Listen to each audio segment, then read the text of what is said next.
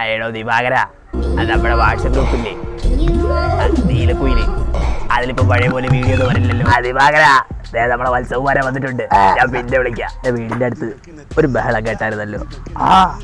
അവിടെ കള്ളം കയറിയടാ. കള്ളൻ തന്നെ ആയിരുന്നോ?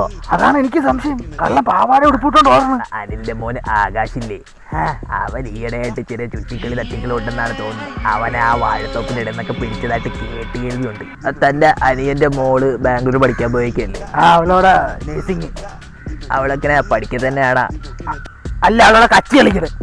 ഈ നാട്ടിലെ മക്കളുണ്ടല്ലോ, അവര് നമ്മളെ മക്കളെ കണ്ടുവേണം പഠിക്കാൻ. ഓ, എന്റെ മോളില്ലേ, അവളെ ഞാൻ പറഞ്ഞു തരാതെ വെളിയിറക്കൂല. നീ ഹിന്ദുവല്ലേ? എന്റെ മോളെ എന്നാലും ഞാൻ അച്ഛനെ കൊടുത്തിട്ട്